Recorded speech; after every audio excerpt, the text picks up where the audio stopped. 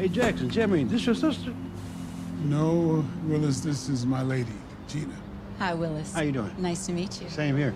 Get down!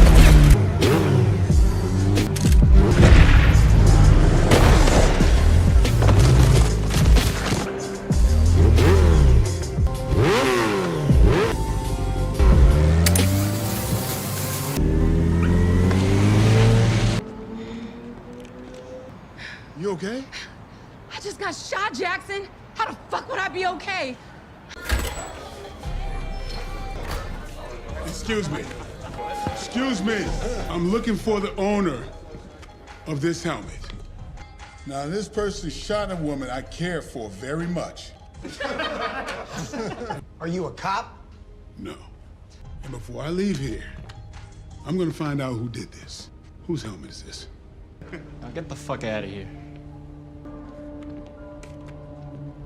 You come to tell me whose helmet this is? 你分散他的注意力。 My friend, you're right.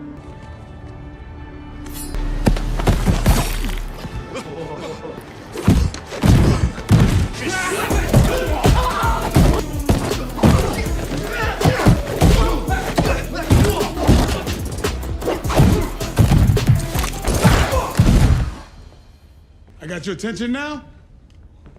Okay. Whose helmet is this?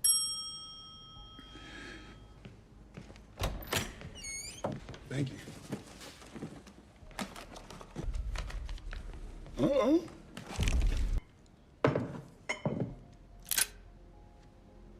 You need to get dressed. You coming with us. Come with you where? Holly need to talk to you. You forgot how to use a fucking phone? Could you? I'm not looking at you. No, Get your shit on, let's go. Put the fucking gun I'm not down. putting this gun. You Find gotta out. put it down sometime. Never. Put the gun away. I'm not motherfucker. stupid. Man, you are stupid. I'm- Stupid motherfucker. I don't need this shit.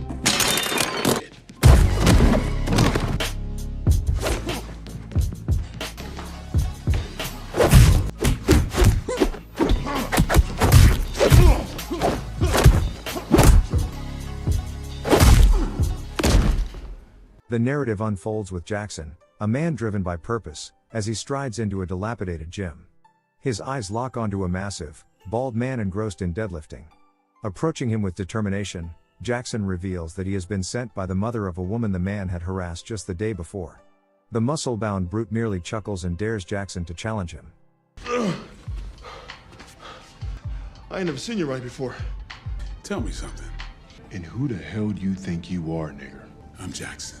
I come to you this morning in reference to a personal matter of spousal abuse committed by you, Doctor. I can't believe this shit. You better get the fuck out of here while you still can. I'm sorry you stuck your nose in my business.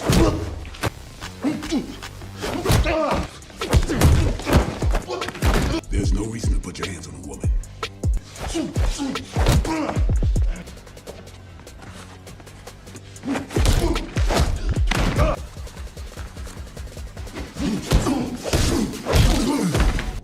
But a motherfucker as big as you? Unfazed, Jackson leans in close and whispers a stark warning. If the man ever lays a hand on his client again, he would make him pay dearly. With that, Jackson turns and walks away. The scene shifts to a recording studio where the renowned R&B singer Jahari is struggling to nail a take. She is clearly in a funk, her mind clouded with distractions, causing her to miss cue after cue. The assistant producer, frustrated, admonishes her to return when she can focus. Dejected, Jahari exits the studio and heads to her car, only to realize that her driver is not the same person who had been waiting for her earlier. Later that night, we learn that Jackson serves as the head of security at a bustling nightclub. After handling some issues at work, he meets up with his client, Gina, for a quiet dinner. During their meal, Gina suggests inviting him to spend the night with her, and they end up sharing cookies, as one might expect from such an evening. Love your artwork. No way.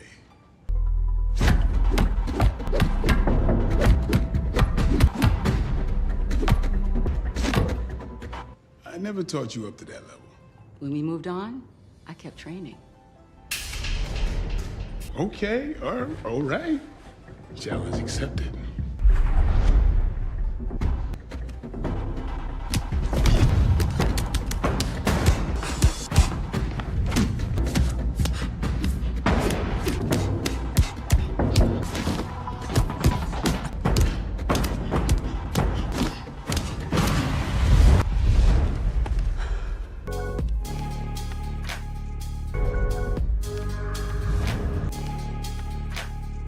The following morning, after Gina departs for work, Jackson wakes up peacefully, only to be startled by the sudden appearance of two men at his door, brandishing a gun. Maintaining his composure, Jackson reacts swiftly.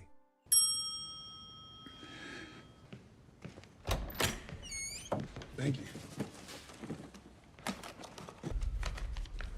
Uh-oh.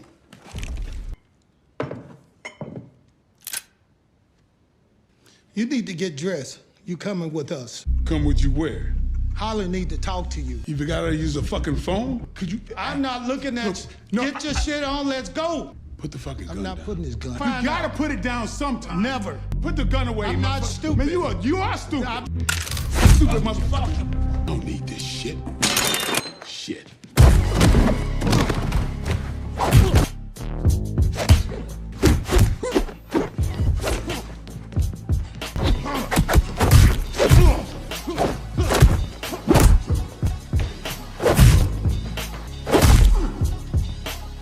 That afternoon, Jackson arrives at a recording studio to confront a music producer named Barnes about the damages caused by Barnes's men at his home.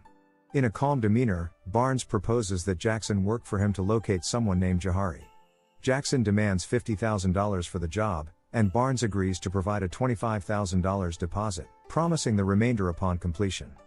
Jackson then asks Barnes's assistant, Lonnie, for any information about Jahari and discreetly tips her off. Later on, Jackson meets with a man named Money, revealing that Jahari is his girlfriend and informing him of her abduction. Together, they rush to Jahari's apartment, only to find that she is missing. While searching her place, Jackson discovers an invitation letter that he decides to follow up on.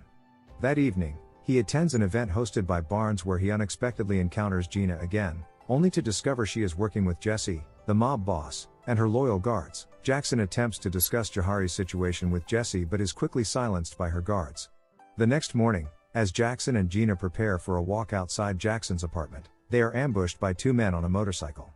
Jackson's instincts kick in, he dodges the attack but not before a bullet strikes Gina in the arm. In a swift motion, he kicks one of the assailants and manages to rip off his helmet, revealing an Asian man beneath. However, before he can question him further, the other biker drags him away and speeds off. Jackson rushes Gina to the hospital for treatment and then contacts Money to inform him about the attack. Desperate for answers, he asks if Money knows where he might find the attackers.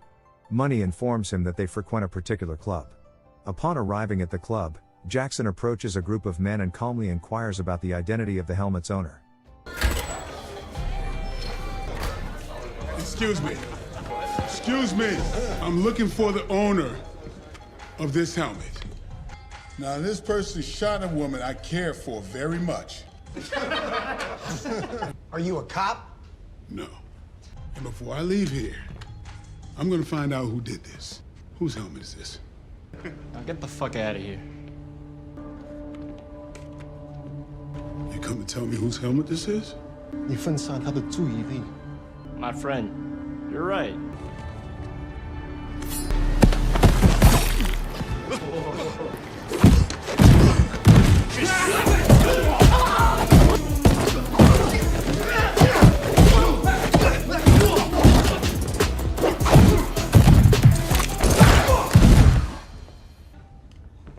Okay, I got your attention now? Whose helmet is this? You. 2 seconds. The helmet belongs to Jang Sung Lo. Who's next? Let's say you. Bruce Lee. What's his partner's name? That's really his name. We were hired by some record company owner, Barnes Holland. Well, thank you for cooperating. Armed with new information, he storms out of the club and heads straight to Barnes's recording studio. There, he confronts Barnes with a gun pressed against his head, demanding to know why he orchestrated the attack. Under pressure, Barnes confesses everything. He is deeply in debt to Jesse and has kidnapped Jahari as leverage for repayment. Upon hearing the grim details, Jackson demanded to know the location of Jesse's headquarters. Together with Money, they set off toward the ominous stronghold. The scene shifted to a chilling atmosphere inside the fortress, where Jesse, the ruthless mafia boss, was brutally torturing Barnes. She interrogated him mercilessly, demanding to know why he had sent Jackson to search for Jahari. With a terrifying ultimatum, she gave Barnes 2 days to repay his debts or face the horrific consequences of finding more women for her human trafficking ring. It was a choice between saving his own life or sacrificing others. Jackson and Money arrived at Jesse's well-guarded fortress. They decided to access the building from the roof. Simultaneously, Jackson's friends from the club, disguised as service technicians, were also making their way toward the entrance. Meanwhile, in another part of the building, Jahari had managed to escape her captors and was hiding in a room adjacent to a bathroom. As Jackson and Money split up to cover more ground, a sudden twist occurred when a guard discovered Money and pulled a gun on him. Motherfucking gun out of my face. Fuck right there, yeah. You on point?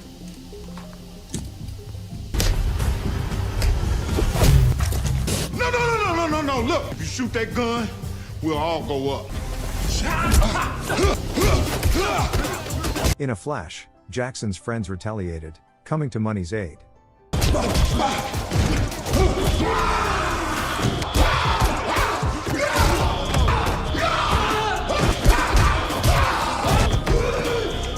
Jackson soon encountered Jesse's right-hand men, leading to a brutal confrontation.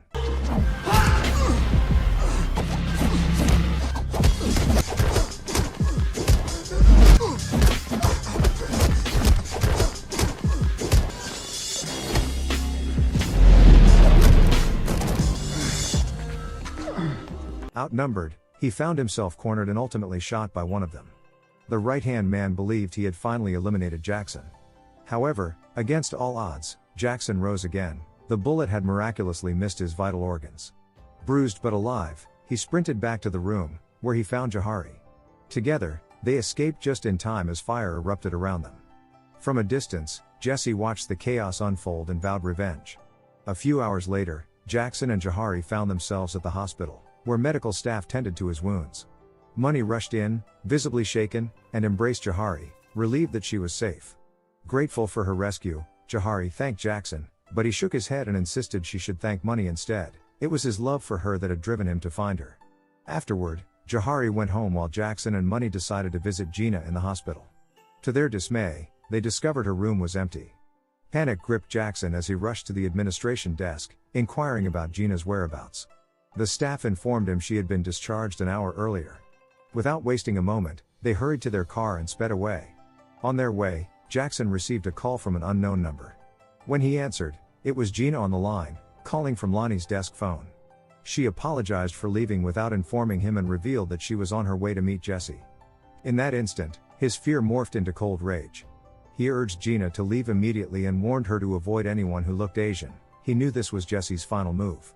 As Gina spoke on the phone, reality turned nightmarish when a group of Jesse's thugs stormed the location, ready to kidnap her and Lonnie. Displaying remarkable bravery, Gina requested to use the restroom before their meeting. Seizing the opportunity, she attempted to escape down the stairs just as Jackson and Money arrived. Watching through CCTV, Jesse sent all her goons after them. What followed was pure chaos, a firestorm of fists and fury, but Jackson and Money proved to be an unstoppable force as they fought their way through the throng of attackers. Eventually, they split up to finish the job. Money rushed toward Barnes's office only to find him gravely injured. Meanwhile, Jackson reached the rooftop only to be confronted by Jesse's right-hand men.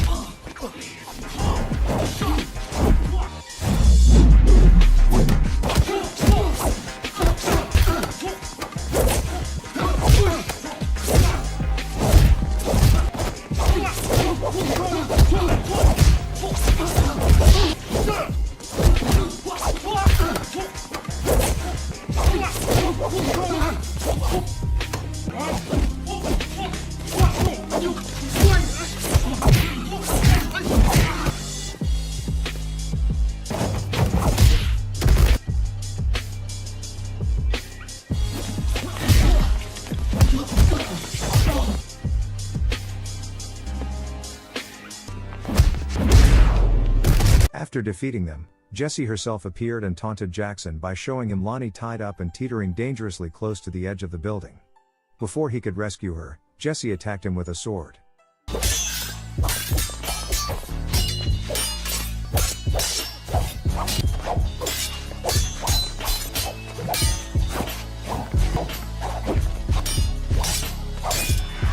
In a desperate bid to save Lonnie after Jessie cut the rope holding her, Jackson clung to Hope by a thread.